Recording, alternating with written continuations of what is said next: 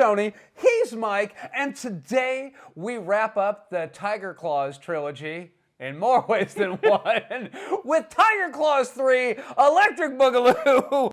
What exactly was he trying to steal? Why don't you come to our fundraiser and find out? That's the man from the warehouse. Do the three masters of Shanghai ring a bell? They are fighting spirits, summoned into human form. The crystal is what allows them to exist. The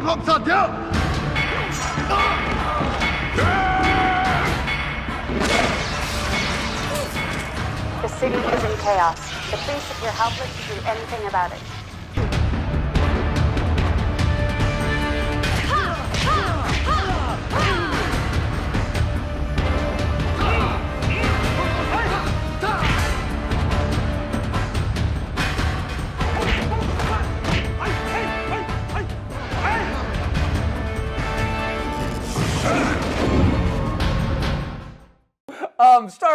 Starring Jalal,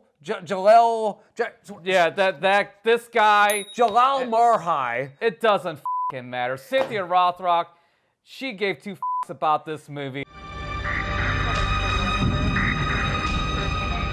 I thought you said we were going out for a steak. No. Well, she didn't have a chance to give any f***s about it. She was like in it for like 5 minutes. Did you ever think about running away from life? Because she knew. This movie's so bad, it does not have a wiki page for me to f***ing cheat and write notes off of. This movie is so effing bad. Cynthia Rothrock read this f***ing piece of shit script and is like, you know what? Just kill me in the first 5 minutes. We'll be fine. We don't have to come to these parties anymore. Hang on, honey. Hang on. This movie is so bad, it's a nightmare in itself, literally. I'm gonna say we were warned when we did Tiger Claws 2. One of our commenters had mentioned that Tiger Claws 2 makes Tiger Claws 3, or Tiger Claws 3 makes Tiger Claws 2 look like high art. And man, they nailed it. I don't remember who the commenter was, so if you are, throw it down in there. But yes, we did finally wrap it up, and you were absolutely 100% right. This movie is the biggest martial arts suckfest I have watched in a hot minute. And that's so saying bad. something.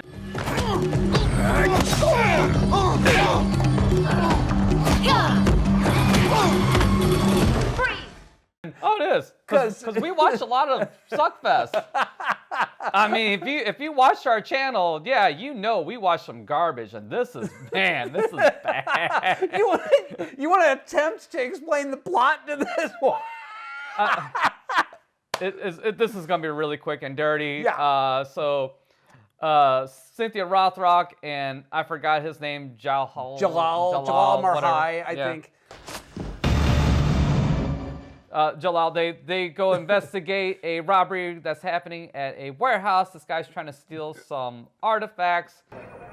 You see, the pieces the culprit was attempting to steal are on loan to us from some fellow in Hong Kong. They didn't catch the guy. They end up running into him at a demonstration at the theater that the previous Tiger Claws, The previous two Tiger Claws movies were took at. place Yes. in. Of all places to hold a fundraiser, Malcolm has to pick the same theater that Chong murdered all those people in.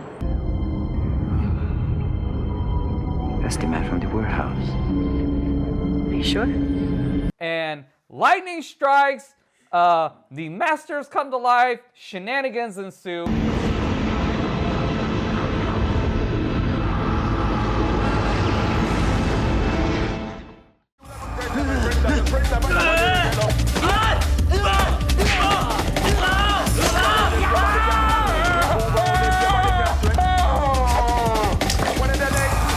Don't just sit there, do something.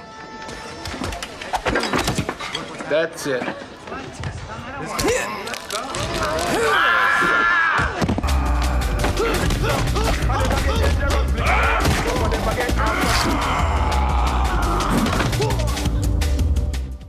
And there you go. That's the plot. That's all you need. Well, you forgot like the big stunning twist at the end where, oh, it was all just a spooky dream.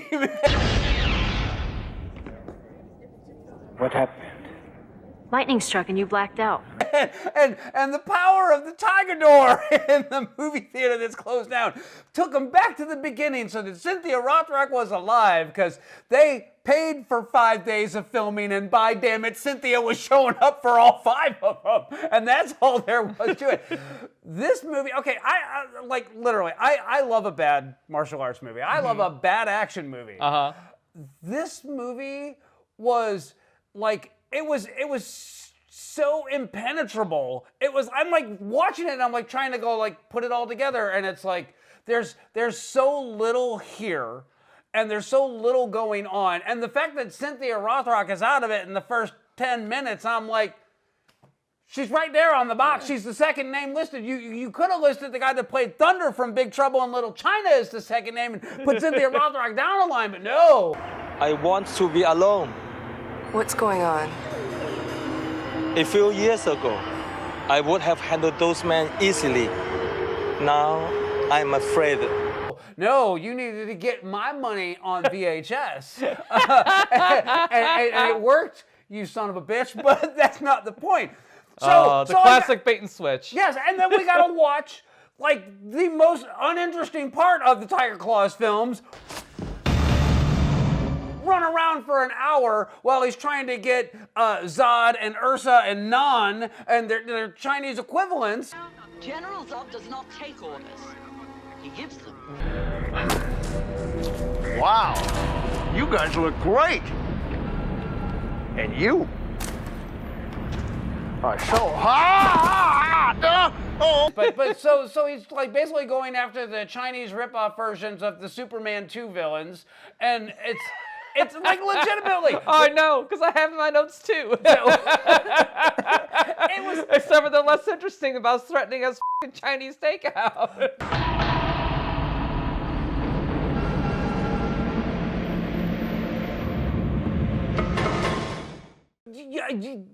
That was actually the one thing that got a chuckle out of me was like they're constantly eating throughout the entire thing, and that actually like every time that they would go to a scene at whatever location was. And I will also say that the bad guy in this, man, he chewed the scenery. See, if I was 2,000 years old, where the heck would I go?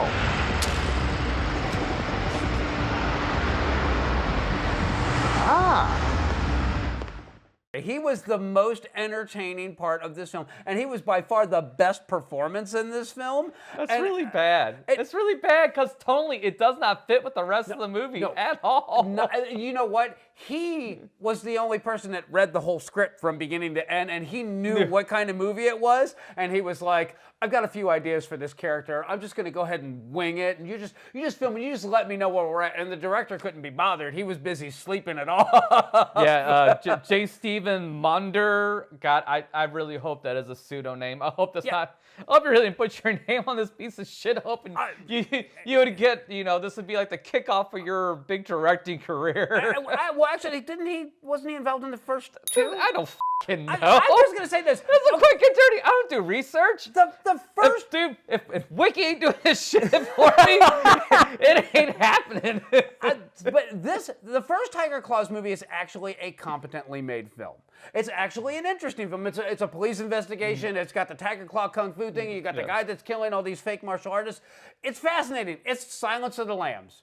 With Kung Fu. And then the second one is Bloodsport, but with time travelers and a gate and dungeon underneath it's totally weird. But it's like somehow it's endearing and entertaining and fun.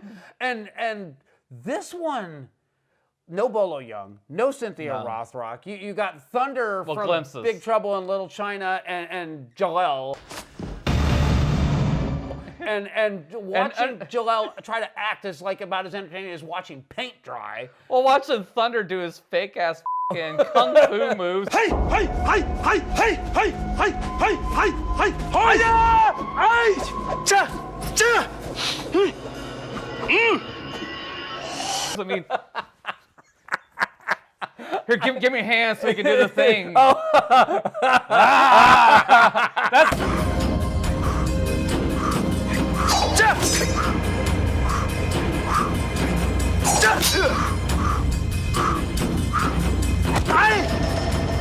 That's kung fu in this movie. The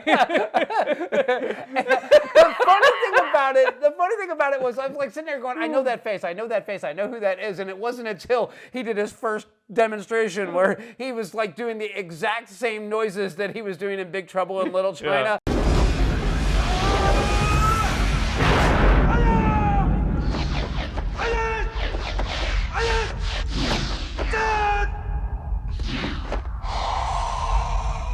I was like, oh, it's thunder. So I was like hoping that they would have He would like inflate up Lopan. and blow up and kill everybody.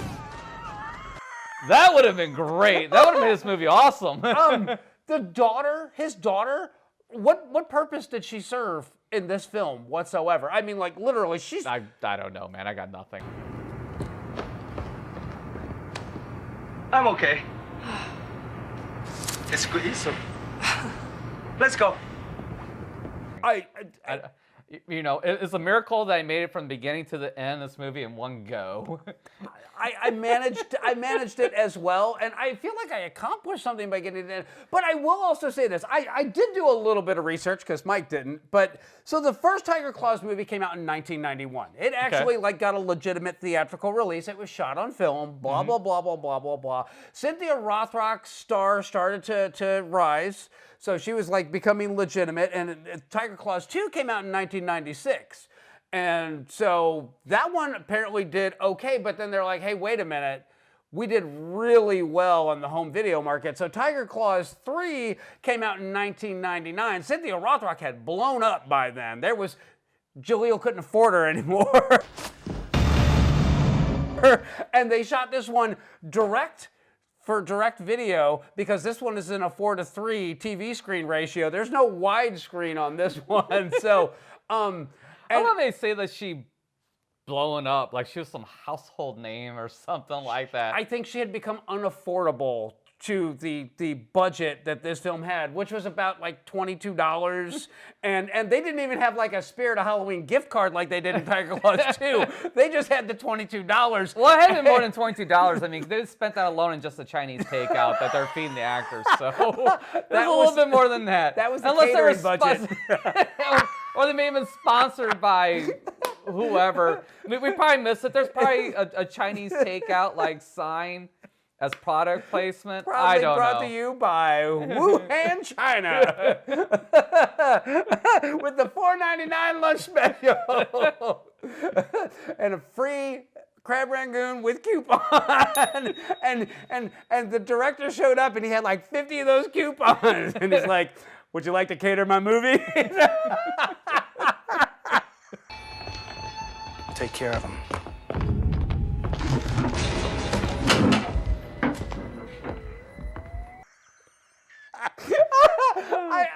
I really do think that that's precisely how this film got made. He had just bought a Sony Handycam video camera. He had that shit loaded up with the giant VHS tapes, not even like the good Betamax high quality tapes, just a regular old JVC $3.99 grocery store special, and he got to shooting.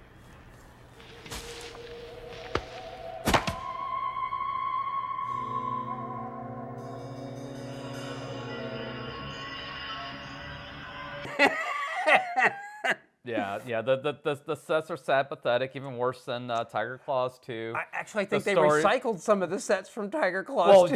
yeah. Well, the theater, obviously, and the big tiger mural that went over the time gate.